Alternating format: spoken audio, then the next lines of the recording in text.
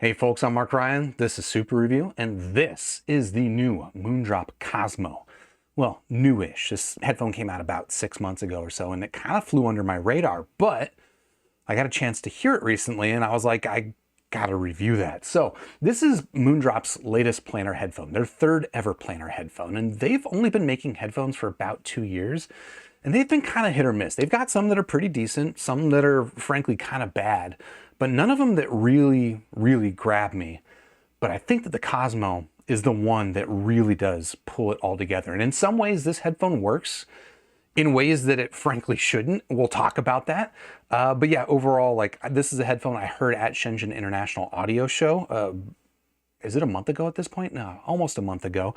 And I was smitten with this headphone, and I asked to review it, and now I'm reviewing it. So I guess on that note, a quick shout out to Shenzhen Audio for sending this in for review. If you want to check out the Cosmo or anything else they've got, I've got them linked in the description down below. But otherwise, let's talk about this headphone. And I guess we can start by talking about the build, but I haven't mentioned the price yet, so I'm going to start with the price. And that is actually part of why this headphone frankly shouldn't work as well as it does. The price on the Cosmo is $900, which makes this Moondrop's most expensive headphone. And if you're looking at the build, the form factor on this thing, you might be thinking that looks exactly like their less expensive headphones. And that's absolutely true.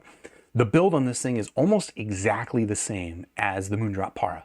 And if you're familiar with the Para, that's a $300 headphone. So $300 to $900, does that make any sense? In some ways, not really, but I don't know, it kind of comes together and I still dig it. So, all right, let's talk about it. Where this thing is different from the Para is really in very few places. Like the outer grille looks a little bit different. Not like that it's higher quality, it just looks a little bit different. The headband doesn't have kind of like the cheese grater perforations along the end of it. And then the pads are different. So let's talk about the pads. This is probably going to be the most significant difference in terms of form factor. They are a larger opening than the pads that you got on the Moondrop Para, and they do seem to be some form of a leather, or at least a hybrid.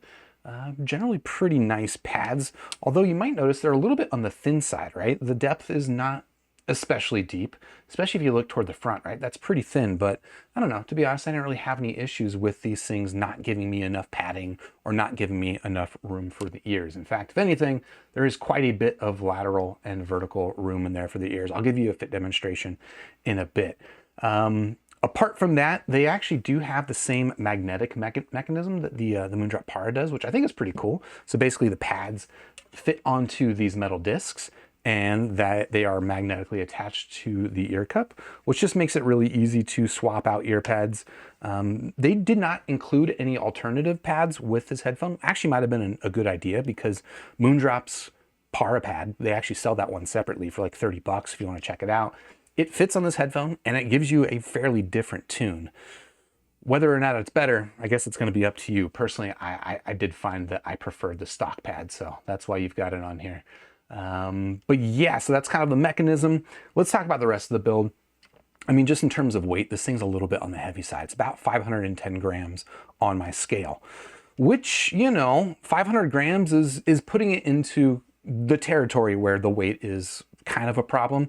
I didn't really have so much issue with it in terms of comfort, but more so just when I'm wearing the thing on my head, you feel the weight because it kind of wants to fall off your head if you move your head in certain situations, right? It's not like a Sennheiser HD600 where it snugs on your head and it's going to stay in place, but I don't know, I'm talking a lot about the fit. Should I just go ahead and give you the fit demonstration now? Let's do it. So let's go to my head.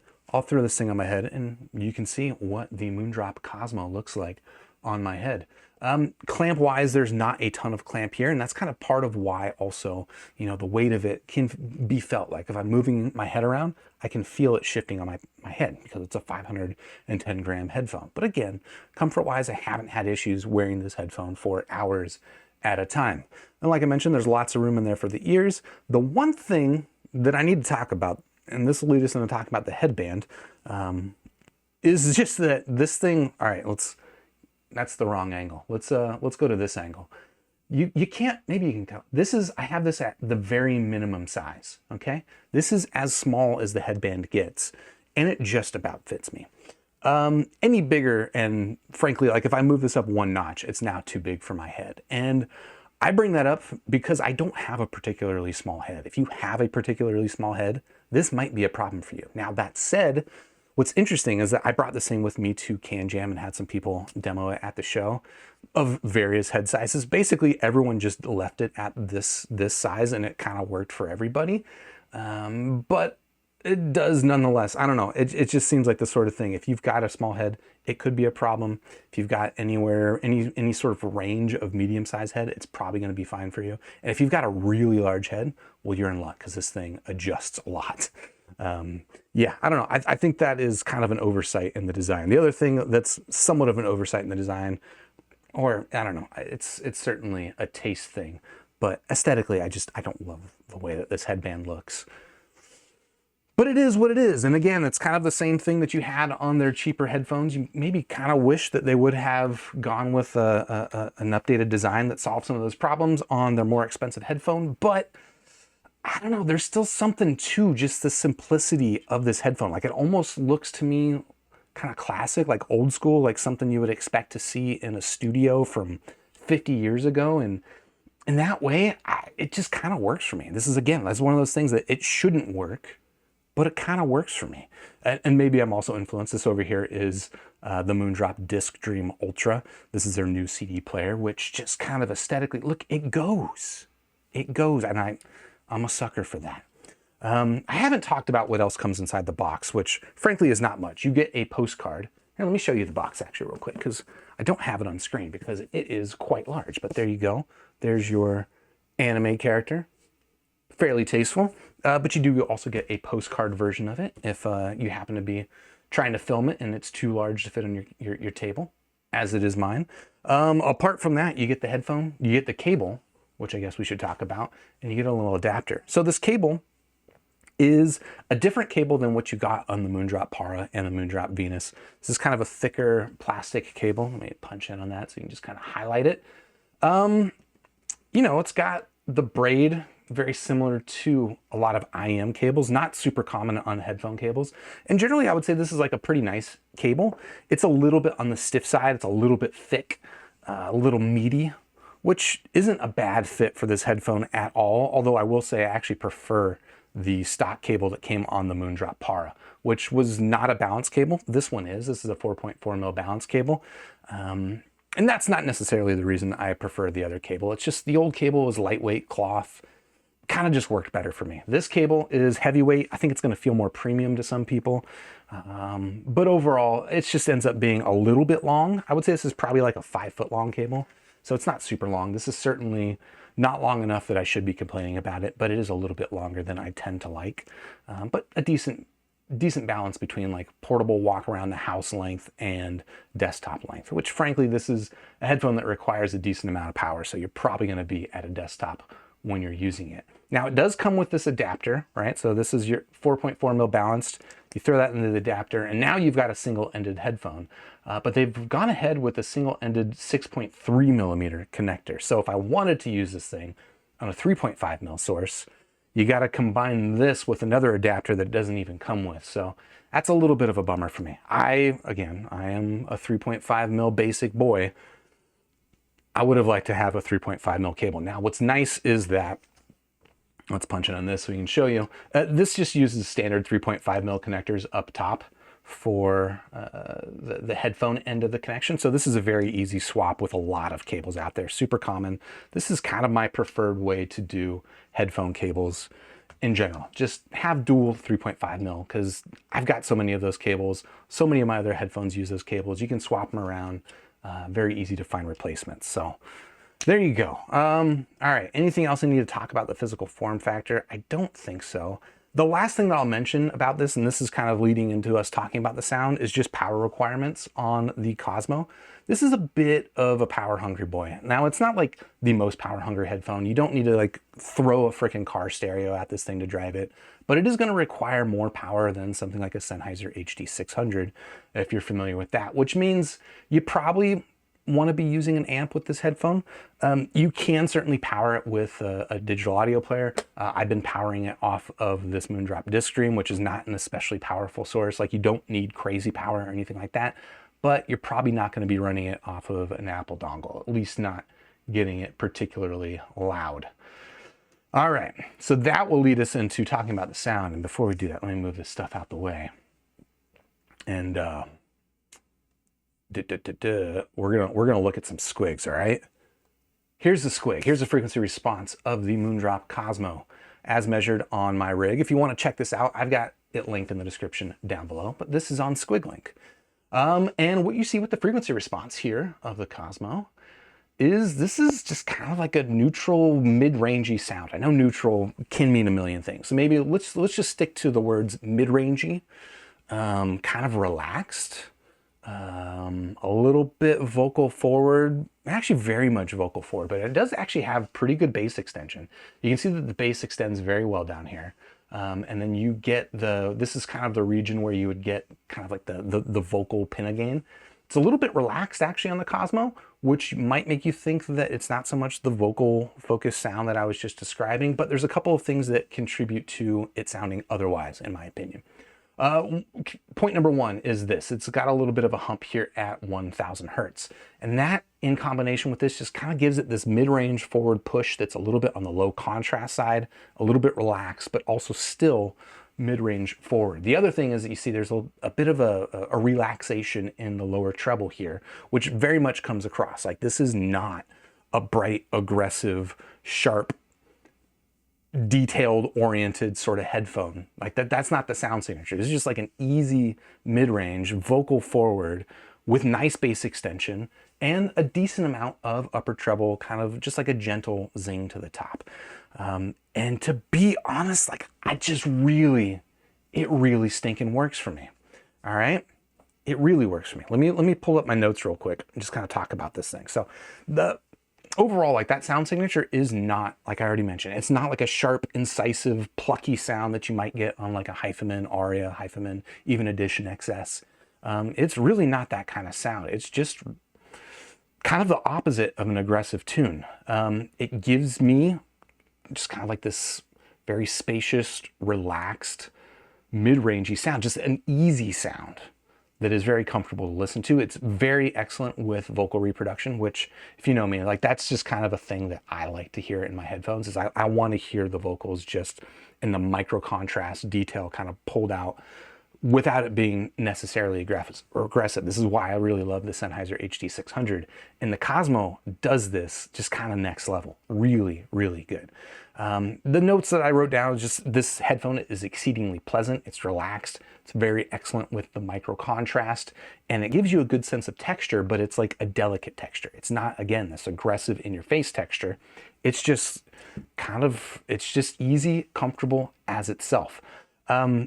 When I first heard this, I mentioned I heard this thing at Shenzhen International Audio Show a few weeks ago at this point, and I was enjoying it. Like I was like, wow, this is actually this is hitting pretty good with most of my music. But the track that particularly blew me away with this headphone was Cigarettes After Sex song. It's called Stop Waiting. This is a song I use for a lot of headphone tests. Especially when I only have a short time to demo them. And I was actually about ready to put the headphone down and walk away. But I was like, all right, let me play this track. And I literally said the words, oh shit, when I heard it. I was just like, this is, it's so easy. It's got the bass, it's got the deep bass, which is in that track, but it's not muddy at all. Just this really kind of soft, low contrast, mid-rangey, but still has a nice wide presentation. That's just, again, it's easy, it's mid-rangey, it's super pleasant, and I love it.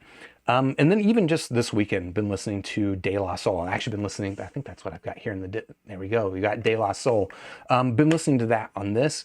And even with that, which is a hip hop album, the vocal reproduction is just, it's standout. Now this is gonna be the sound, the kind of sound that isn't going to necessarily flatter your music if your music is kind of flat and boring sounding, all right? If you've got, and I feel bad saying about this, but I feel like a lot of people's music just kind of sucks.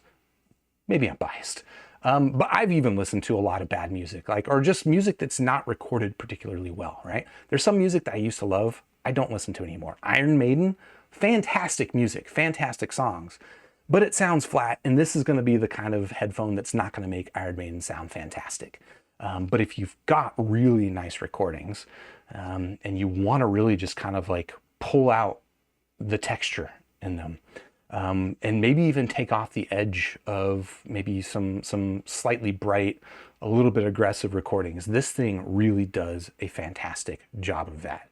I don't have a host of headphones to pull up here and compare, but I did want to briefly kind of just talk about these in comparison to a couple of other headphones that I've been using as a common reference in recent reviews. So there's the Sennheiser HD600 and the Hyphaman Edition XS.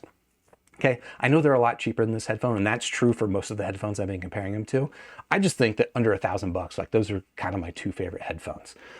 So versus the HD600, I would say that the Cosmo here is just a stagier sound. It's got a similar mid-range ease to it, frankly, even easier here. Like there's even less treble on the Cosmo versus the HD600, but you just get still a good sense of that texturing in the vocal repro, which is what I like, and you get much better bass extension. And I think that's what's contributing to just giving it this really deep, wide, comfortable sound. It's just, I friggin' love it. And then versus something like the Edition XS, if you're familiar with that, that is a planar headphone as well, like this one.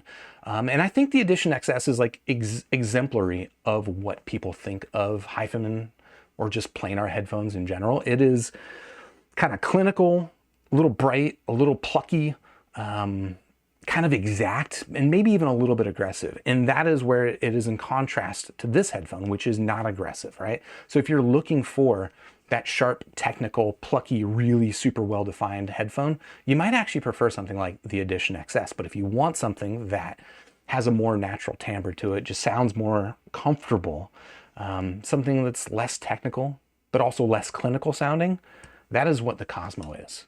And yeah, I don't know. That's why I frankly I really like this headphone. So let's wrap this thing up. I don't know, out of 5 stars, the Cosmo, the only demerits here is that the price, right? $900.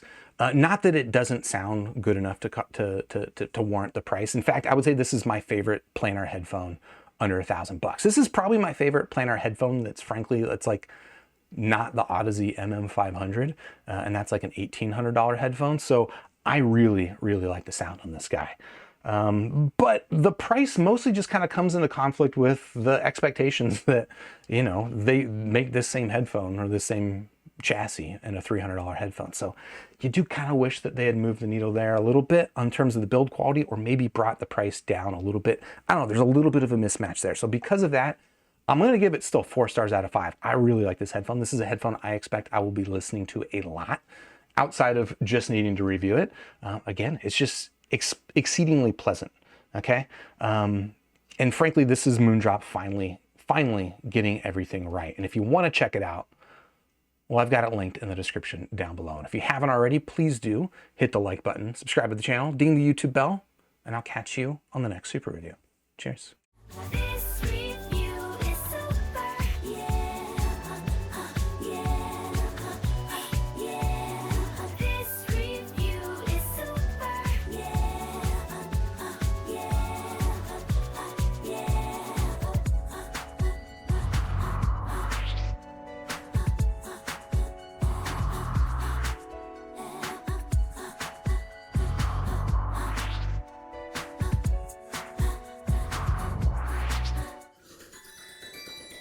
Join with the force of reviews. We now have the tools to brave the misleading world of audio fools. Hey, this review is super, and so are you. Grab your headphones, sniff a graph, and share your thoughts in this pursuit. Let's get into the future.